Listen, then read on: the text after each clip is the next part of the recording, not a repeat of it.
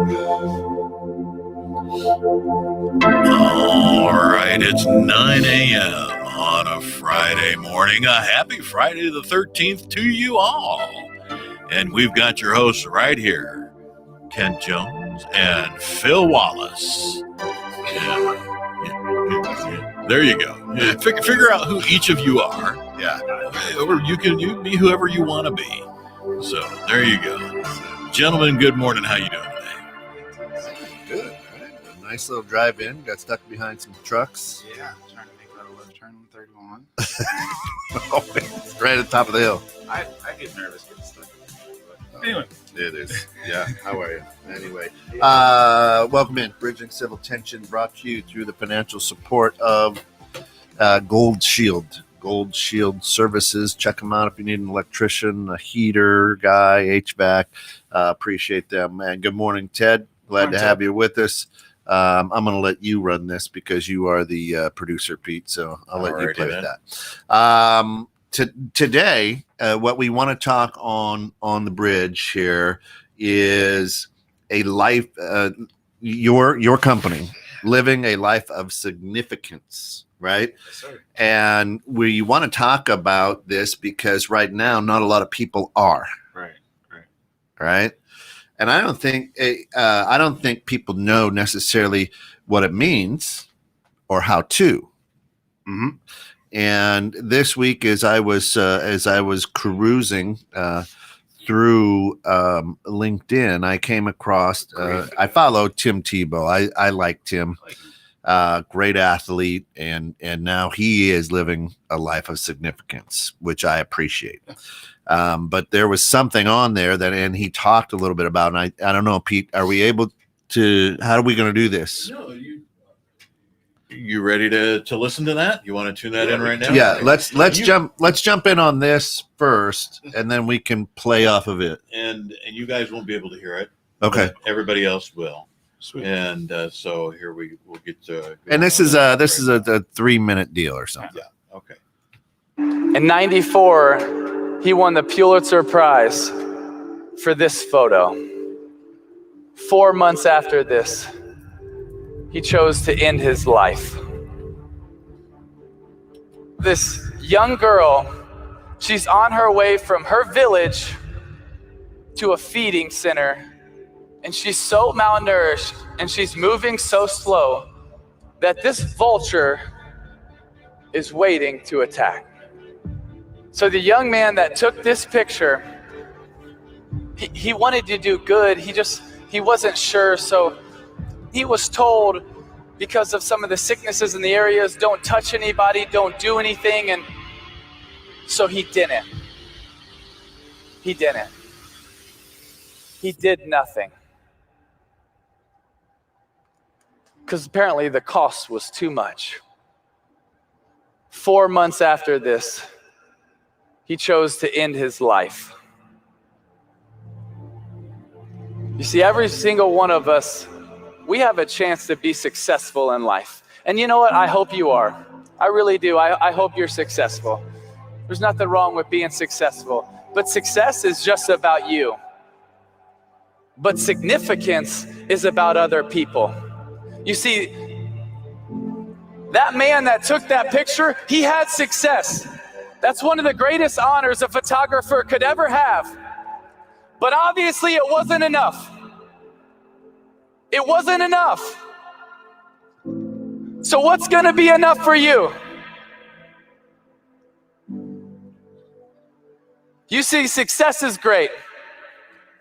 You can do a lot of things with it, but it's not going to be fulfilling. But when you have a life of significance, and you can never forget that sense of urgency, that it's not about your timeline, it's about their timeline. While you might have 30, 40, 50 years, they have days, minutes, moments. She had moments, but it wasn't worth it to go pick her up. It wasn't worth it to give her a hug. Yeah, I won a Pulitzer Prize, but what does it matter? What does it matter? It doesn't. And I think the greatest tragedy in life is we're going to look back one day and say, I was successful in things that don't matter. I want you to be successful. But more than anything, I want you to be significant. And that will be fulfilling. That will be life-changing. It will be life-giving. But I want to encourage you, don't let it stop now. Don't let it stop here. There's a world that needs you. There's a family that needs you. There are people that need you. It's my biggest goal in life is to stand on the line every day, all day. In this room, I believe you're going to have a life of significance.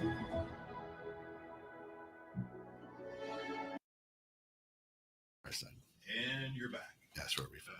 Right. Thank you. All right. So, hey, Gary, how are you? Glad to have you with us. So, what you just heard there was Tim Tebow, and you can find him on Goldcast or connect with Phil on LinkedIn, Phil Wallace, or myself, Kent Jones on Phil Wallace. We have it on our LinkedIn page as well. But what you have there is, and what he was talking about, there is a photographer. Right. Who is in a third world nation in Africa. And there is this young girl, can't be more than 5. 5 is old. Right. And she's so malnourished that literally there is a vulture 6 feet behind her waiting for this little girl to die. And this guy takes the picture of that, right? And he takes the picture of that, and he wins a Pulitzer Prize for that. And then he kills himself 4 months after because he can't live with the shame. Now, in this part of the world, there's disease, there's sickness, and what? Did you say she was going to get food? Yeah. To pick up food. Yes. And had to keep stopping because she was So malnourished. Yep. And so what happens is, and we don't know what happens to the girl. I don't know if she died. I don't know if the bird ate her. I don't know. But the photographer did. He just took the picture, and he was warned not to touch people because of whatever sickness and diseases. So instead of chasing the bird away or going and picking the girl up and getting her food or bringing food to this little girl, he takes the picture, goes home, wins the Pulitzer Prize, which is the best award you can get for a photographer. Right. So success is huge. So the pinnacle of success for this guy. Right. And he kills himself 4 months after because he couldn't live with himself.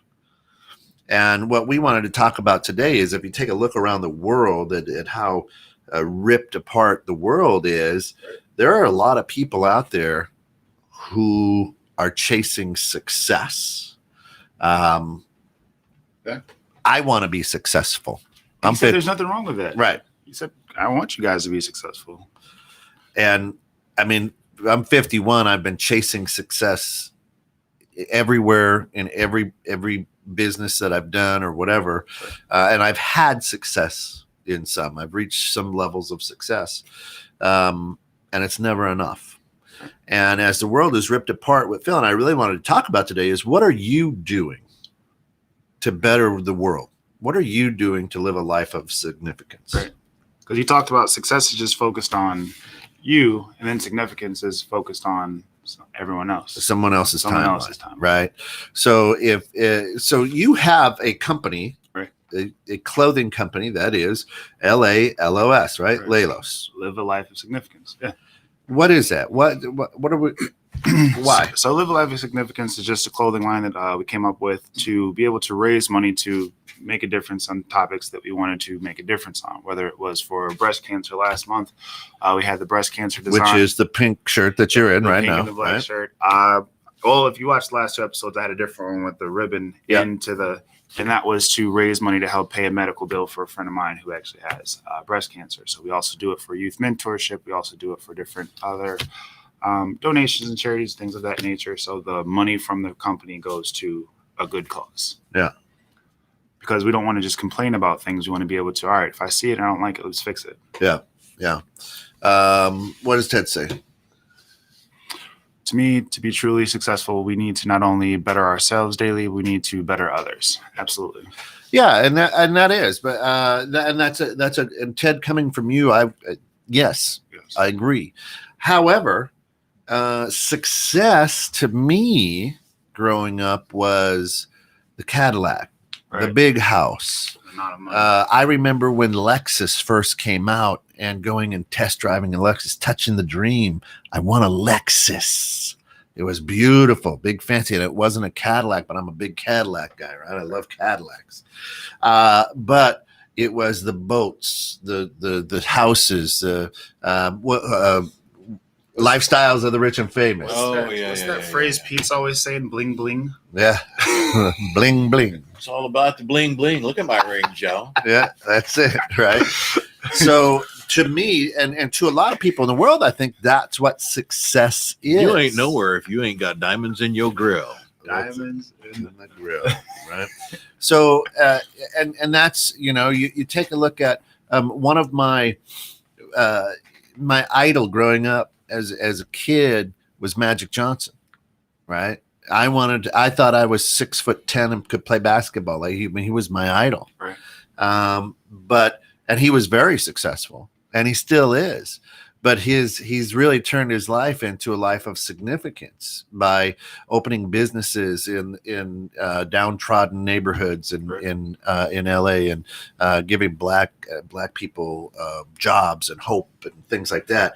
And now his I don't know what I want to call it, but his legacy, I guess, is going to be will live on long after. His time on this marble is done, right? And that's what you're doing. So you have at a young age, and I say that because you're 34, have decided I would rather be significant than successful. Right. And I've found that since we've gone the path of changing lives of others around me more so than just focused on just myself, the quality of life has improved as a byproduct. There's more of a peace, there's more of happiness in what I do on a day-to-day basis. And at the same time, I know that I'm making a difference, and you see it. Like when we coach kids, you can see the kids who really appreciate, things that Coach Ken has said for them, and they're applying it and they feel good about themselves. You feel better than just if you scored 20 points in a game. Right. It's the same thing with life. And that's why we want to talk about this. Look how divided. I mean, America, if you just take a look at America over this election, is divided right in half. Right. I mean, literally, the presidential election was won by thousands of votes, not millions. Thousands. I mean, it was neck and neck. I mean, it got down to the 11th round, and then they all had to decide, right? So it wasn't a knockout. No. and now what you see, and I've put some posts out there in social media. What you see is, told you so, and people who want to rub it in. There was a bunch of people in DC who were celebrating Joe Biden's announced victory, and then a group from Black Lives Matter show up and go, "This ain't over." Right. just because he won doesn't mean it goes away now. We talked about last week on the etiquette that if you instigate more stuff, you're actually just going to cause more problems going about it with that approach. Right. And change is good, right? There's a growth when it comes to change, but to be truly significant, I don't sit there and go, ha ha, right? I'm not. I don't. Not if you're trying to bridge. Right. I don't start fighting back against because I lost, or hitting you in the knees, or whatever, or belittling you. And I don't gloat and belittle you. Right. If my side won. Right. So I have a baseball game on my iPhone that I play. It is. I don't know why. I didn't even play baseball, but I was going to ask it. But it seems to me to be able to pass about 20 minutes at a shot if I'm in a waiting room or something like that. And I found myself, and here's what it means to be not significant, right? And I agree, Gary. The only constant is change. Is when I think I hit the ball real well, and the little computer guy catches it sliding somewhere. I'm like, come on, that's stupid. There's no way he could get that. But now with this game, I'm like, it was a good play. Right. So I think being significant and making a change in the world is not necessarily accepting your lot in life, but trying to help somebody else's lot, maybe. Right. I was blessed to be a part of leadership of Greater McHenry County, and we had a healthcare day just yesterday. And the biggest thing that we pulled away was there's so many great companies in this area that were created by people more focused on changing the lives of others. And there's a lady who has a medical clinic where she helps take care of uninsured patients, and for a fraction of the cost. And she started off, she was helping homeless people. Then she started off somewhere in China at a camp.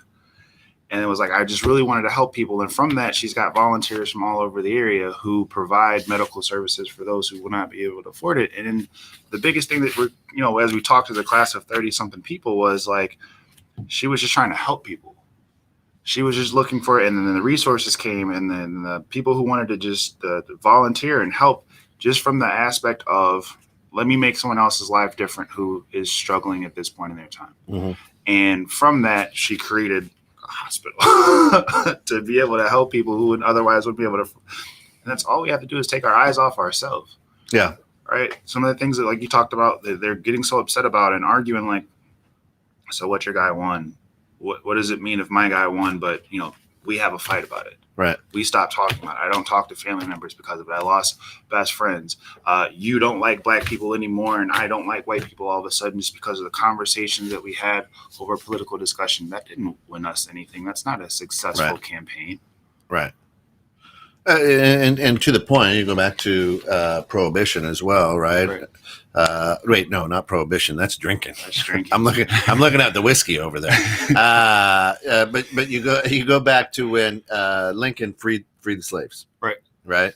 And people said, all right, well, it's done. Is it?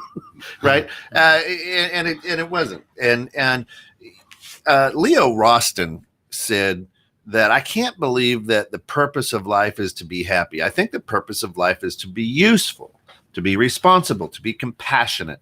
It is, above all, to matter, to count, to stand for something, to have made some difference that you lived at all. Now, financial success is a powerful motivator, and it controls the lives of many. It chooses occupations. It dictates how time, energy, resources are spent. It influences relationships, schedules, and families. To some, it even becomes an all-consuming passion that leaves broken people and morality in its wake, and we've seen that. Unfortunately, it's not the greatest call we have in our lives. In fact, compared to significance, it fades quickly. True. Right? And yes, I always, that's why screwdrivers are great, because there's orange juice in it. Yeah, for those of you listening on the radio who did not understand that segue comment at all. I should not read to myself. Lisa Eflin says, good morning. I see Kent has his mind on a cocktail. And usually that is true. These aren't Tourette's. Kids are reading something. That's right. Speaking of which. So I think I think people take a look at people like Gandhi and Mother Teresa and all these people, and the lady who did this and created a hospital, and go, wow, that's amazing. Right. I could never. Why not? You know me. Right. Why not? If another person did it too, why couldn't you? Yeah. This is the lady, and this is her word. She's like, I'm not overly educated. I didn't have a great network. You got to understand, when it started off, it was just being basically like from Crystal Lake, but just choosing to sleep, eat, and live in a homeless shelter for 2 years. It wouldn't really like she had all these things handed to her. She didn't have a wealthy family. She was just like, I was just trying to make a difference. And that was it. And then it led to an opportunity to be in this place in China. And I was kind of doing the same thing, helping people, but it was like destitute. Like when my parents came to visit me, they were like, this is awful. Wasn't a handout. Let me just pay for this just to get you out of here. It was like, they didn't have a lot of resources either. And just because she wanted to, and one of her slides was just show up. Yeah.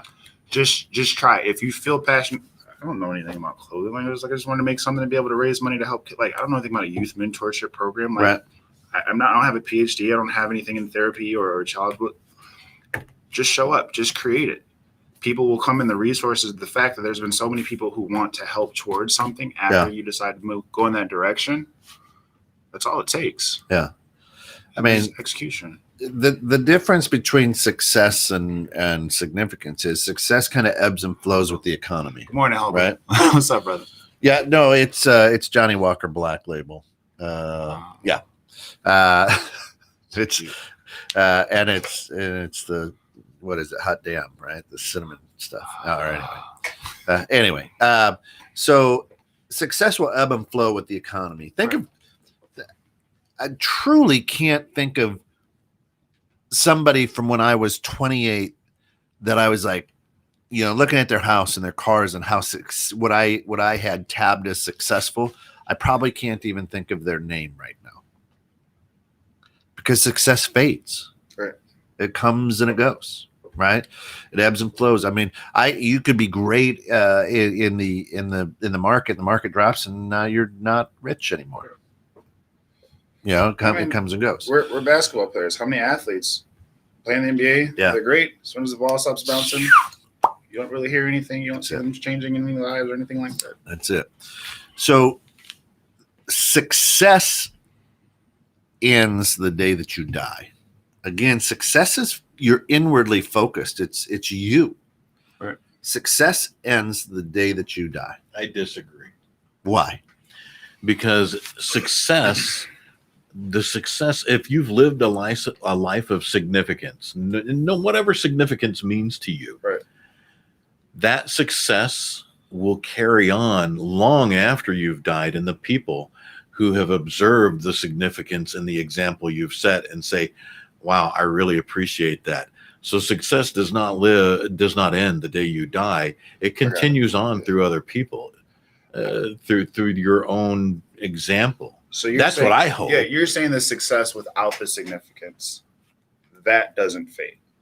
If you're just like, if I had the success of the scoring record of Crystal Lake South, but then the next year another kid beats my record, that success is gone because it really wasn't necessarily significant. But if you're doing it the right way, having significance in your success, that will not fade ever. That's my hope through my children and etc. That's my true hope. Right. Yeah.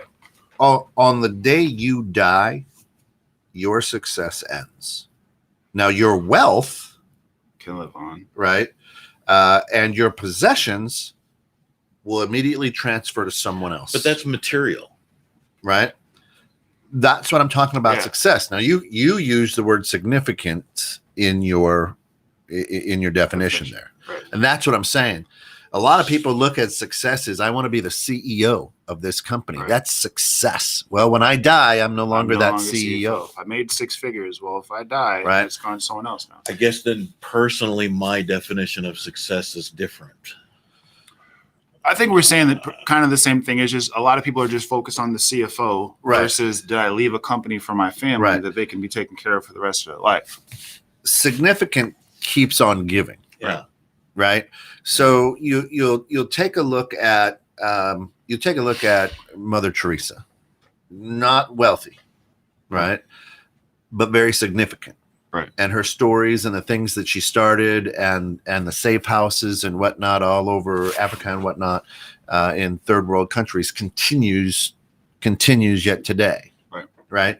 And then there's a poem, or whatever, a picture of her, and that's her significance. She did something very significant. Right. See, to me, though, that is her success. So I'm having a hard time separating the word success from the word significance. Because if I have not been significant in my life experience, then I have not been successful. So I'm having a hard time. Well, right. That's because you have a good heart. Yeah. Right. But you also aren't the guy out there on social media going, your guy sucks and you lost. Does Pete laugh like that? Right. I guess so. Right. So success, again, success is here. Now, when you were 25, 30 years old, Pete, you were running a multi-million-dollar staffing agency, your term of success may have been different, right? Your family's No, that was something to do. I just turned out to be good at it. It was a way to put food on my table and a roof over my head for my family. Because you talked about Cadillacs. I love Cadillacs. I've had many over the years.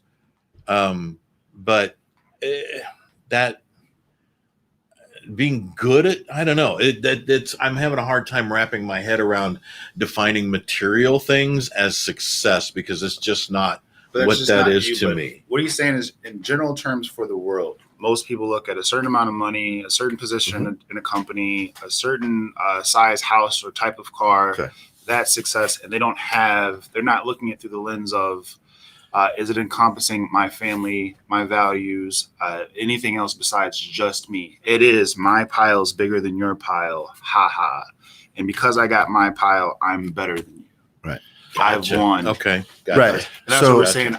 If I succeeded, I made it to the NBA, but that's only a 4-year window of my life. And other than that, I don't, my kids don't know me. My wife doesn't know me. I didn't change anyone else's life. My gold chain is thicker than yours, but it's going to be gone in the next 5 years. Right. Did that person succeed? Right. No. So most people, Okay. Americans, right, chase financial success, right? That's success. That's what's been built in, right? They don't chase, what I want to do is open a free clinic. Right. You see what I'm saying? Yeah. Gotcha. Right. I mean, that's that's the way the system is kind of given to us, as far as when we go to school to go to college to get a good job, is to get a job that's going to be making you enough money for the things that you want. But it's never what type of company could you open that will provide the money that you're looking for, but also go towards the values that you have and also change the lives of others around you. What could you create that would do that? Colleges and high schools, respectfully, don't ask you that question.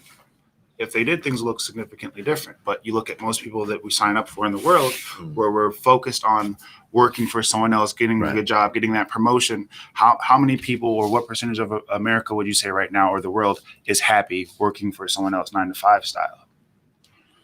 Little. See, and that's, okay. I'm coming around to where you guys are approaching this now from.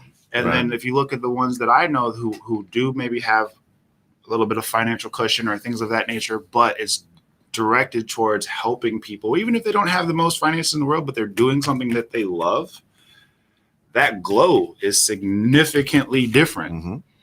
No matter what, we could be making millions of dollars or hundreds of dollars, but if me and you were in a gym full of kids and kids are hooping, playing really good basketball, and that was our 9-to-5, and we had to carpool to get there, me and you would be happy, thrilled. Yeah. Could go to sleep good at night. We're not raking in millions off of this show, but we feel great. Yeah. Because we're talking to things that are going to help other people. Like, that's the difference. Right. Absolutely. I'm here at 5:30 in the morning, and no one's saying, here, Pete, here's some overtime dollars for you. No, I adore doing this. I just love it. It makes me so happy. And to me, and I've told you that story before. When I was little, about 5 or 6, my grandfather said, what do you want to be when you grow up? And I remember looking at him going, happy. And he said to me, that's the wrong answer. It's a very distinct memory I have. Right. And I remember looking at him, not with the cognition that I have as an well past 50 adult now, but then thinking, no, I think I'm right. You are. I think I'm right. So you do you, Grandpa, I'll go do me. I don't know how that became a stigma that doing what makes you happy isn't going to be able to give you a lifestyle.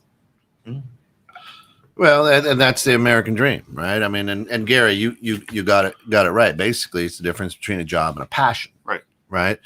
I've been told, and I've talked with several people about this radio station, and they're like, man, you are passionate about that. Yeah. It's because I got a platform, almost 2 million listeners, and I go around the globe being able to be goofy, being able to talk about real life things and help people think differently. Right. That's significant. Yeah. We're actually working towards bridging things. There's more division. Right. Dang right, I feel good about what I do. I think too, there comes a point in your life where you realize I ain't gonna live forever.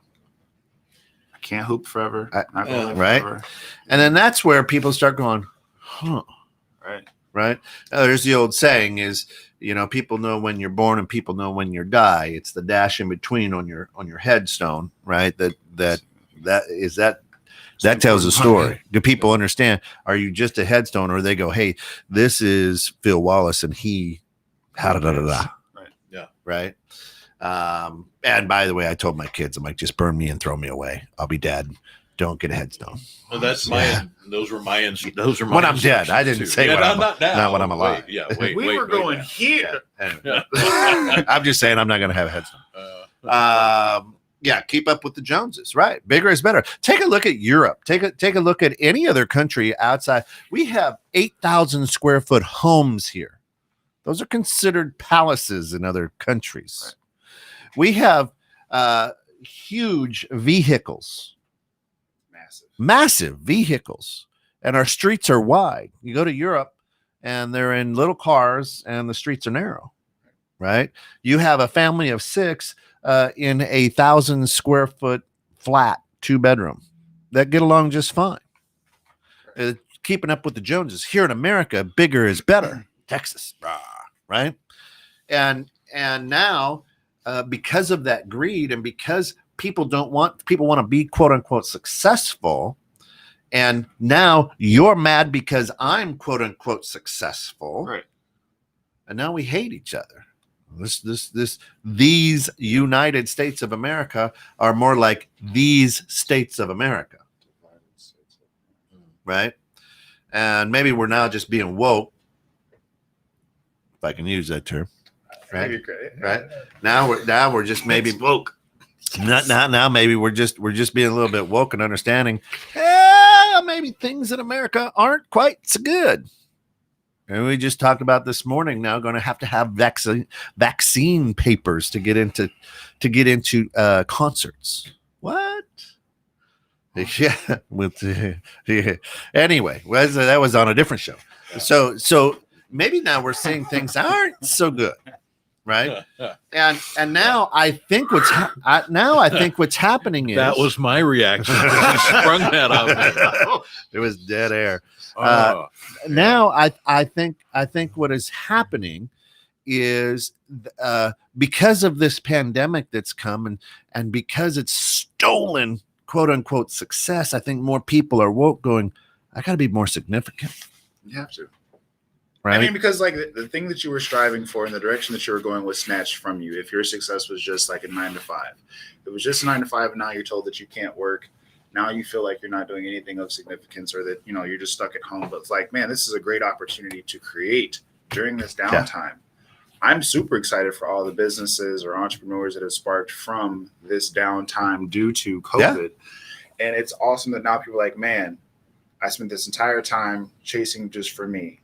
Let me live beyond me, because it can be taken away like that. Just like that. I love, Gary says, there used to be a local cliche here in Singapore in the 80s and 90s. It's called the 5 C's of the Singapore dream: credit card, condo, country club membership, cash, and car.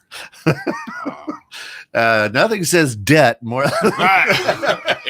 Everything I read, I was like, ooh, hey, financial. Right. So the interesting thing is, I think as you get older, you get wiser, right? And that wiser is, I want to be more significant, right? And once you get a grandkid, I don't have any, now, but not.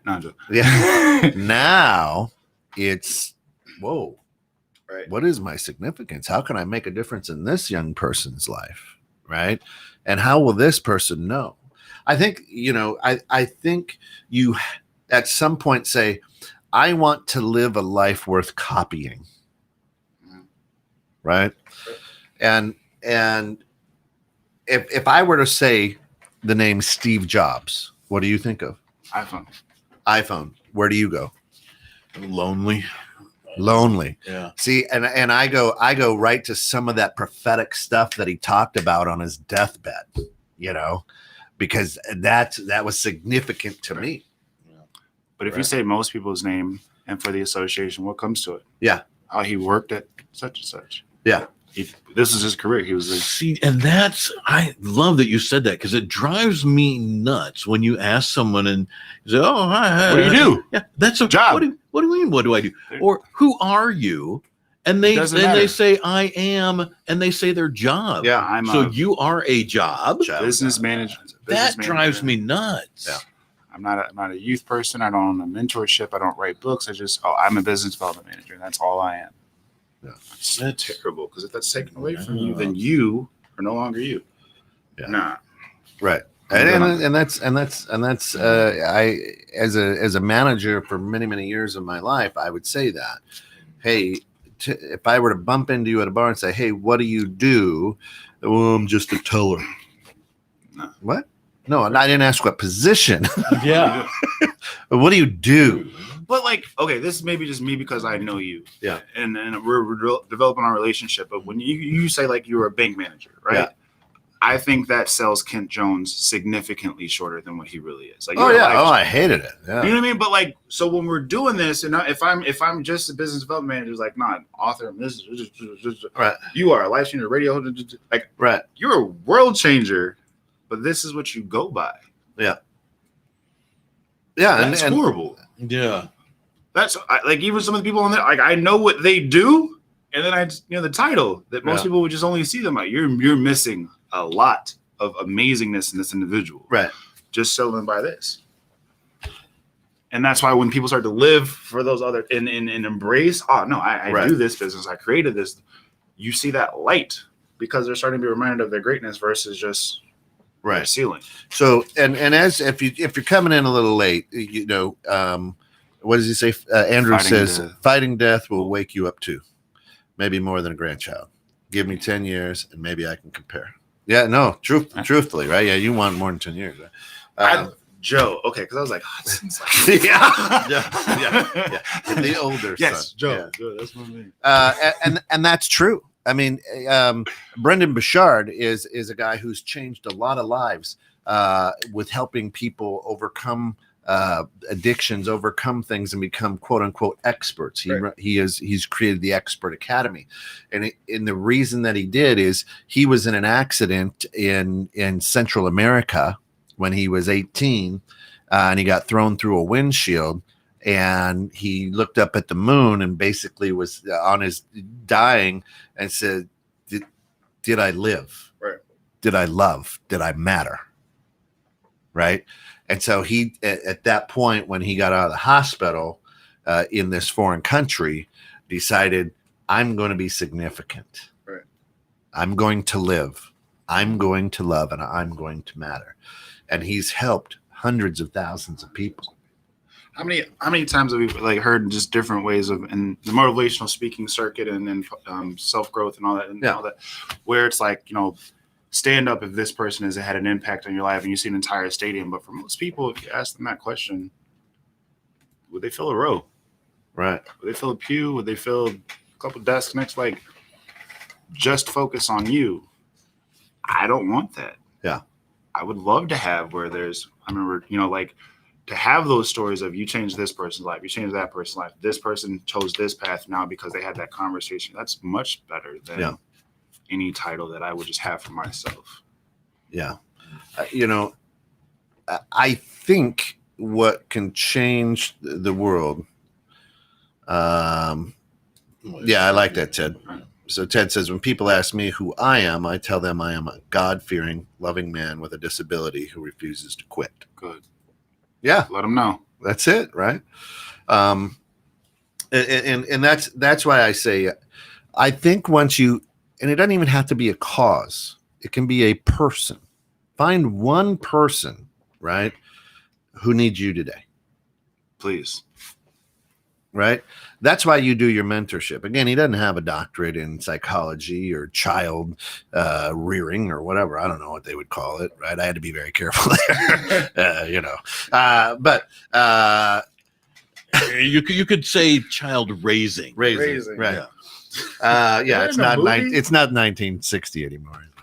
Yeah, we might want to be cautionary in saying child rearing. Isn't that in a movie?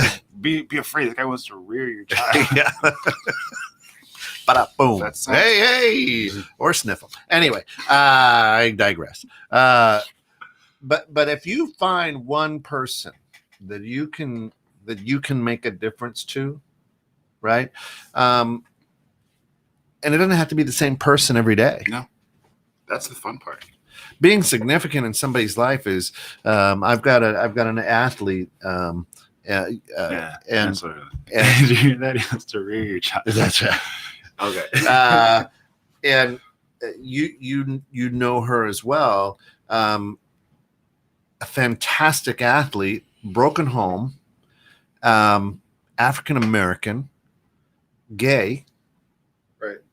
And sometimes the best thing I can do is just reach out to that athlete and just, hey, you know what? I was thinking about you today. Hope you're having a good day.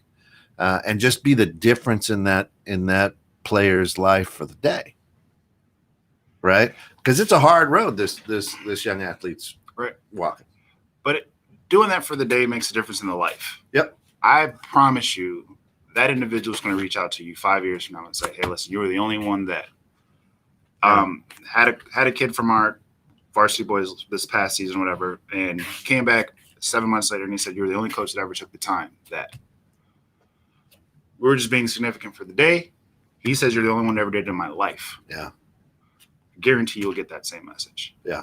And it can be simple, waving, smiling in line. That's You know, have a great day. Stay like basic things. Yep. Common courtesy. Being a good human being a decent human Yeah. being is significant for people who are just dealing with jerks all day. Well, it's amazing. I used to be in a job role, not a bread roll.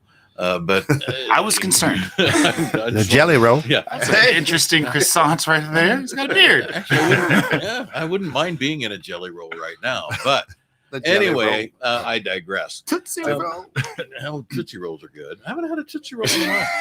Play that Yeah. song. Anyway, but I would walk in and out of long-term care centers, nursing homes, things like that. And people would just be sitting there staring blankly. And when you catch their eye and shoot them a smile or wave, or even better, walk over and say, hey, how you doing? My name is Pete. How are you? And shake a hand. Just watching them light up like, holy crap, someone just realized I still exist was sometimes it could be a little heart-wrenching. But at the same time, I got to meet like a lot of really cool people with some amazing life stories. And just doing something that basic. And I didn't, to be frank, I didn't really do it for them. I did it for me because I'm like, here's a person sitting here. How would I feel if I were left somewhere staring out a window at a building that wasn't really my home? It's just where I was living out the rest of my life. It would suck.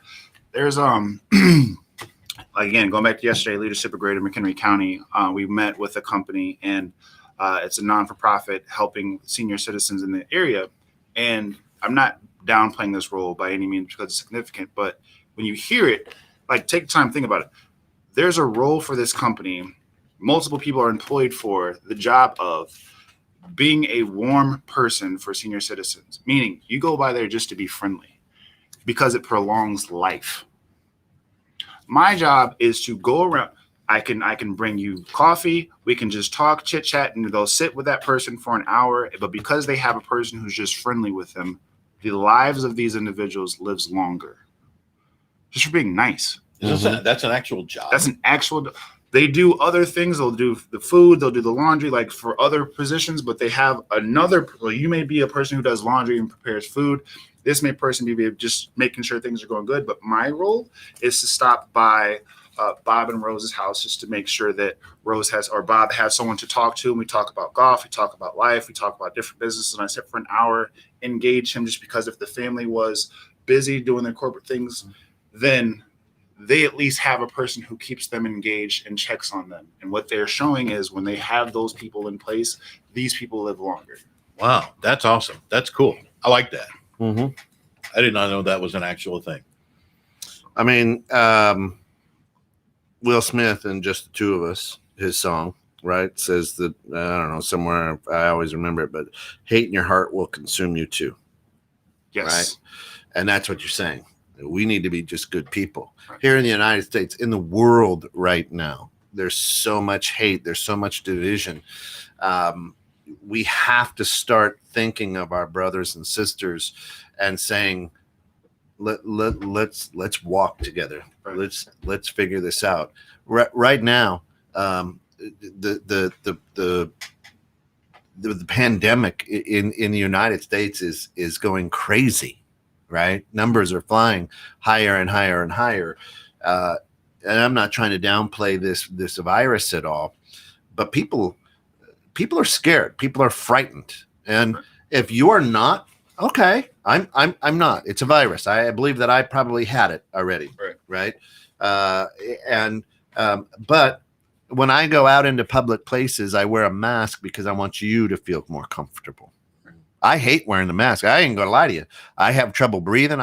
Maybe in a past life, I don't know, I was probably buried alive or something, because I hate anything on my face.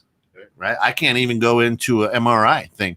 Mary Shep of My Loso Lifestyle was talking about a 9-hour MRI. I almost crashed my car because I was like, oh, hell no. Sitting in no. Right. No. And so I don't like any. They're like, here, we'll put a wet washcloth on your face. I'm like, that'll be worse. You're gonna waterboard me in a coffin? No. I'm like, no, this will be worse. No, thank you. I'll sit that one out. You know. Man. So maybe offer you a warm rack of you. Right. So here, you want to be significant, and everybody who talks with my wife always is like, when does that guy sleep? If you want to be significant, if you don't think that the job that you have that pays your bills is significant, find a passion, another job that you can do and be passionate about outside of your 9 to 5. Right? Why? Well, here's why. Because if you do that, you'll start being more significant. I mean, there is no reason in God's green earth that I would work 50 plus hours at my 9 to 5, and then two nights a week find time to coach basketball, and 2 to 3 other times during the week find time to either be on shows or produce shows. Right. But I want to be significant. I want to do something and give back. I want to be more than the Cadillac. I want to be more than the 8,000 square foot home. Right. Now, don't get me wrong. You give me a log, you give me an 8,000 log cabin, 8,000 foot log cabin in the woods on a lake. You'll never see me again. You'll be doing shows from one of the rooms there. So, right. Broadcasting via right. Via the log cabin on the lake. Yes. Yeah. So I mean, you really, if you find a career outside of your job, it makes a difference. I mean, you own, you write, you coach, you mentor. When do you sleep? When do you find time? But this is the fun part of, the fun part of that is like, I'm living life. I was going to coach kids regardless. I was going to wear clothes, right? Hopefully, right? Yeah. Regardless, I was going to read or write books.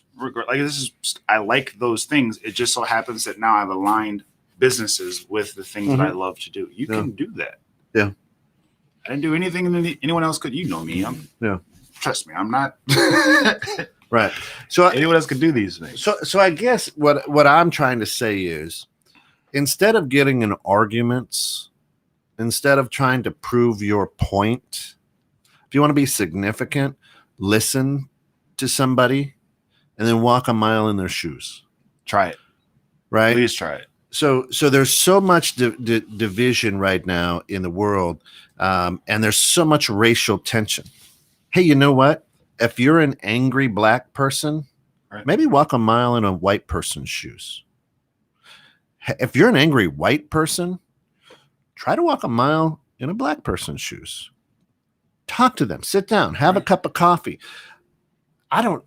When all this started breaking out, I posted, I'm like, I am so sorry.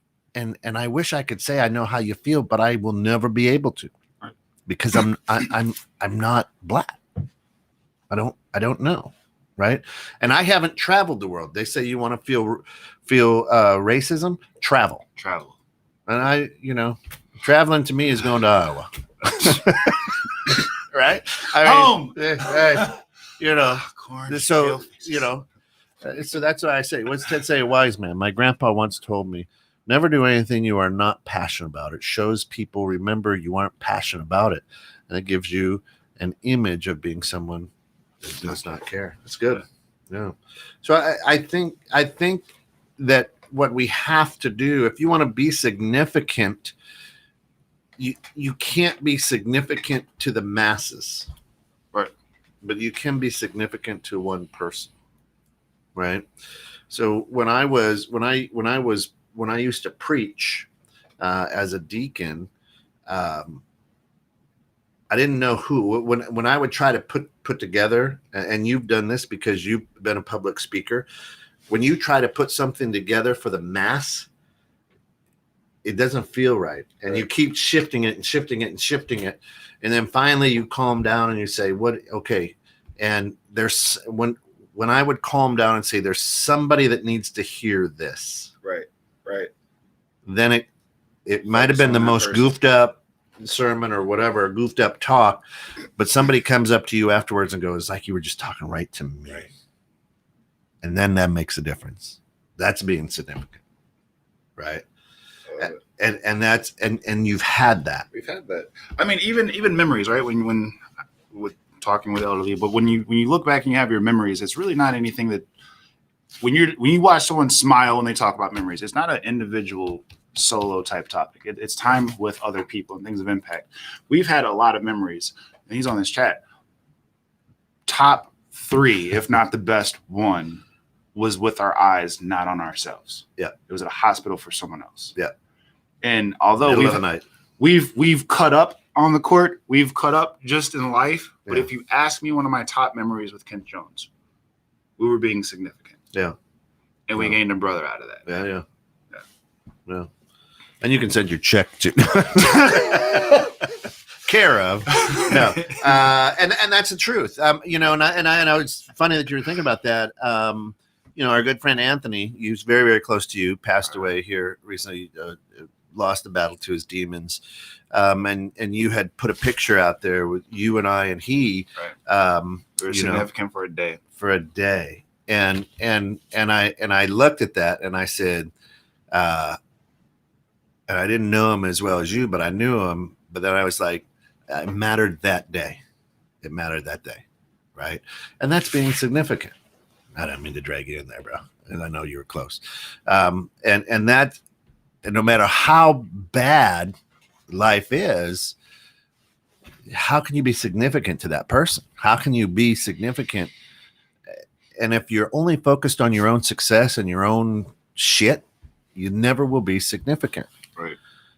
America is an incredible nation, free nation, but we now have to become significant.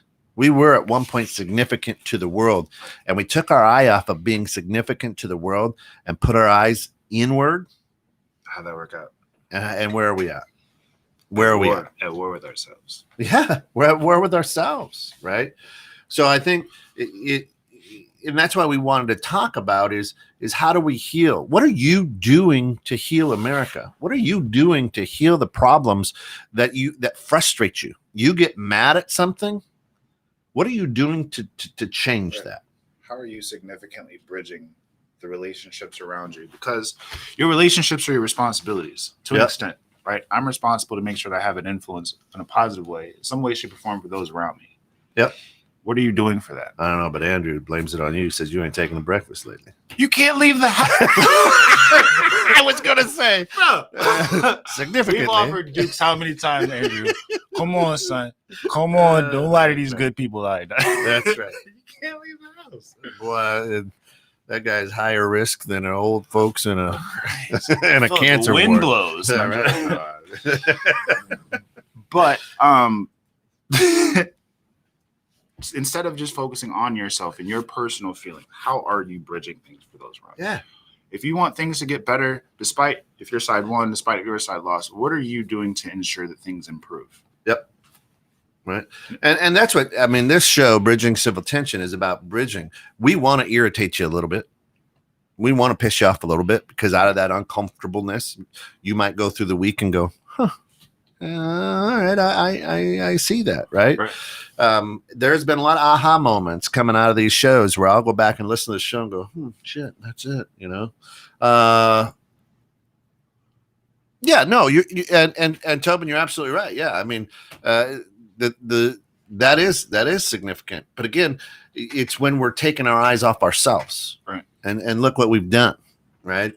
That's a big part of it. And again, for those of you listening and not watching, Tobin says, I believe that 3 peace deals in the Middle East is pretty significant. Absolutely. Right. Yeah. To heal, we need to, and I'll read this one out loud. Ted says, to heal, we need to remember everyone is human. We too make mistakes. Remember to live, to love each other probably and help others through their difficult times the best we can. Absolutely. And it doesn't matter where you're from or, you know, but the other thing too, that we have to understand, it's not all kumbaya. It's not all hold hands and love each other, because if somebody's trying to stab you in the back, right, and kill your family, well, that's pretty significant. Well, significant is also me and you sitting at a Panera Bread having a conversation with tension for a better cause. Right. You know, I don't necessarily agree with everything you're saying. You're not necessarily agreeing with everything I'm saying, but we're going to hash this out. We're going to get through it. That's significant. Right. Taking the time to lower ego, listen, and come to an understanding and move forward together. Yeah.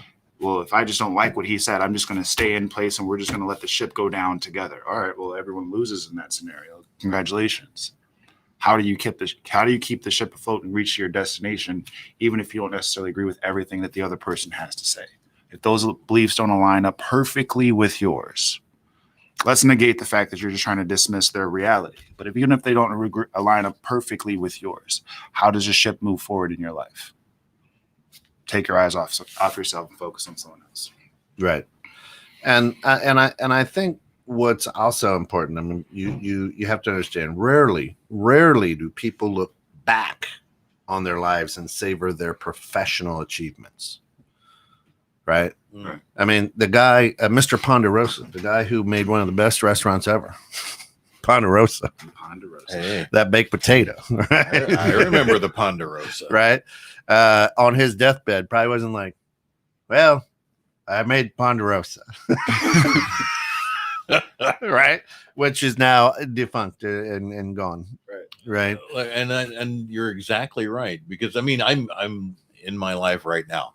I've had some fantastic business success, all of which is gone. I'm moving on to new opportunities, new things, doing different things. And I don't sit there really, I mean, yeah, that was fantastic, but that was then.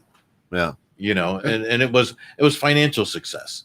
But again, maybe that's why I don't necessarily look at that, because I've had the opportunity to be introspective about it. Sure. Right. Sure. And say, yeah, that was great, but Mr. Steak was this is now.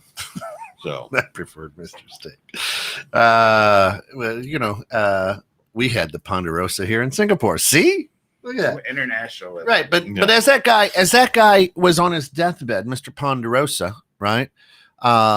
He was probably saying, I was able to give thousands of people a job. I was able to employ and create a difference in their lives, rather than saying, well, I had a nice steak and a good baked potato. Right. So I